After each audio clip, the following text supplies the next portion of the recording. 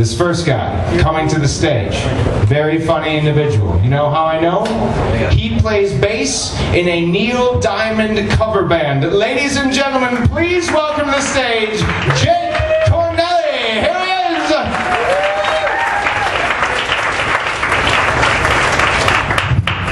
Keep it going for Eric, everybody.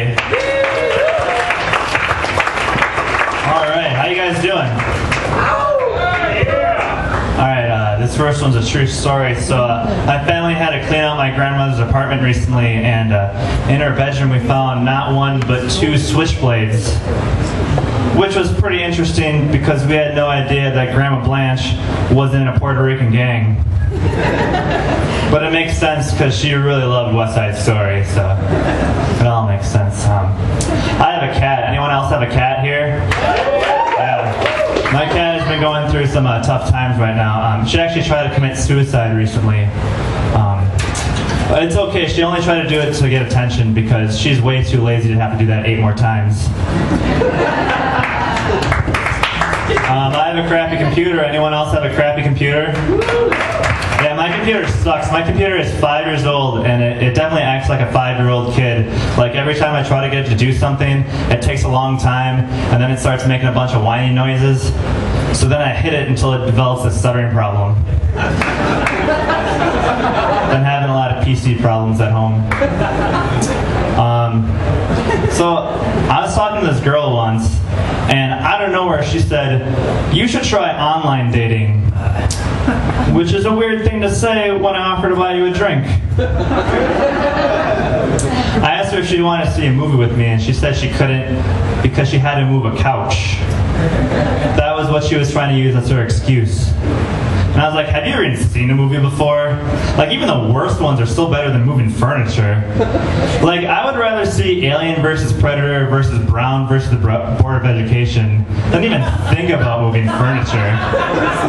Like, I had to explain that to her. That was really weird. But I guess she just wants to be friends with me, which is not what I want. It's not that I don't want more friends, but it'd be nice if I had more friends that I could also have sex with. That'd be really nice. Yeah, I've tried that online dating thing, and boy, oh boy, turns out I'm just as awkward online as I am in real life. Here is one example. So I'm on this site, and it'll tell the other person, like when you're checking out their profile, like send them a little email and stuff. So I'm on this girl's profile, and she seems really cool. And then I get to her profile picture, and I look a little closer and realize, oh, this is my supervisor from work. And now this website is gonna send her a message and tell her that I was creeping out on her dating profile. Like, that's not gonna be awkward when it comes time for my review and I have to try to get a raise. It'll probably go something like, oh, Jake, your performance is really well, your numbers are up, everything's looking good, but I noticed that you prefer Mexican food to Italian food, and you dislike long walks on the beach. That's kind of a deal breaker over here. I don't know if I'll be able to give you a raise this time. You see, I have to move a couch. I'm going to take a drink after that one. So I live in River West. I really like living there. There's a lot of hipsters that live in River West. Yeah, people like to make fun of hipsters, but not me, because I am one. But I love hipsters. Like, whenever I see what looks like a group of Civil War reenactors on their way to an 80s dance night, I think, man, I want to hang out with those guys. Actually, it's more like, man, I want to sleep with that guy's girlfriend. But I know in order to do that, I'd have to get wrapped up in some kind of conversation about why vegans are better swimmers or whatever that band's called, and I don't really have the time for that right now, so. I like the way that hipster girls dress, but sometimes they take it way too far and they get way too crazy with it. Like, I was at a bar once and there was this cute girl who caught my eye, and she had this really weird vintage look to her, and I realized, oh, she's just dressed like an old lady. But my drunk brain was like, yeah, but a cute old lady, so you should go and hit on her.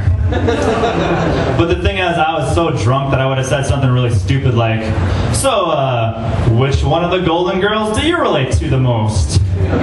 B. Arthur, Betty White, or the witty one that looks like the Crypt Keeper? Now that's a terrible line, and it probably wouldn't have worked. But if it did work, I could have made out with someone who dressed like my grandmother. Which would have been weird because I hate Werther's Originals. But I have to stop going to bars so much because I always end up talking to the worst people at bars. Like last weekend, I got wrapped up in this conversation with this guy who wanted to brag about all the one-night stands he's ever had. That was disgusting. And he wanted to give me advice about how I could have more one-night stands. And it's always the worst kind of advice too. It's just like, all right, dude, what you gotta do is just go over to that girl and hit her in the face with your dick. I'm like, I'm not gonna do that. And he was like, trust me, bro, dude, bro, trust me, bro, trust me, dude, bro, dude, bro, trust me, dude, bro, dude, trust me. Chicks love that. I was like, I don't think they do. I'm still not gonna do that. And he was just like, what, are you gay? I was like, well, if I say I am, will you stop talking to me? And it totally worked, and I had a great night, so I didn't have to talk to him anymore. But I have to cut back on my drinking, but for some reason I think wine is okay, because when I drink wine I feel fancy. Even when I drink boxed wine I feel fancy, which is weird because I don't live in a trailer park anymore. So I feel about as fancy drinking boxed wine as anyone would who was also wearing a Toby Keith t-shirt, so that's a good feeling. But boxed wine is weird to me. I don't know how they came up with it, but it was probably someone at the breakfast table just staring at a cereal box going, if only. That way I can have fruity red sangria for breakfast. But wine has it's healthy for you because it's got all those antioxidants in it. But I don't really know what antioxidants do for you except make you good at karaoke and stain your teeth red. But it must be pretty healthy. But for someone who's trying to cut back at drinking but still accepting wine for the antioxidants, that's like a fat guy who goes on a diet but will still continue to eat pizza and ice cream because how else are you going to get that delicious calcium into your veins? It's pretty dumb, I guess.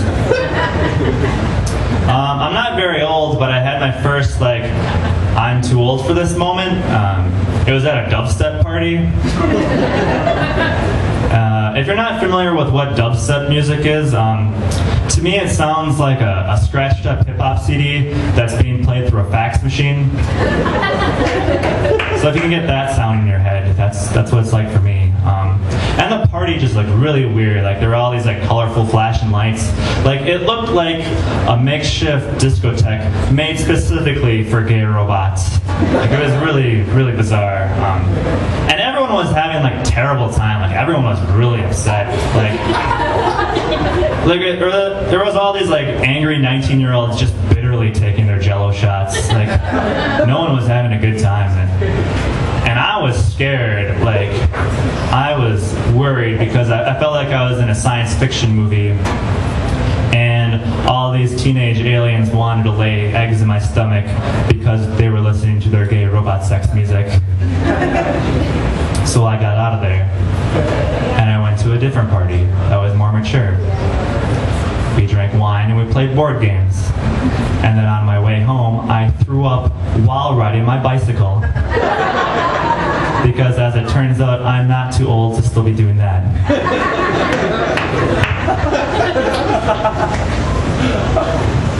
So I'm a bit of a nerd. I don't know if you've figured that out yet. I've been a nerd for a long time now because I was remembering this story that happened to me when I was about 5 or 6.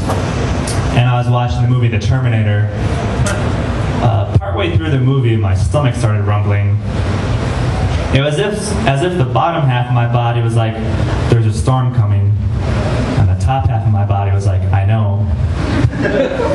Because much like Sarah Connor, my colon was also about to be terminated by something big and scary. But at that point I was already really invested into the plot. So I decided to crap my pants while watching The Terminator. Now there's a couple important pieces of information for that story. The first is I waited for the movie to be over with before I cleaned myself up. And the second is that was not the first time I watched The Terminator. Afterwards I had to go up to my mom and say, "Wash day tomorrow, nothing clean, right?" And then she just stared back at me like, "Nothing clean, right?" I wasn't sure if that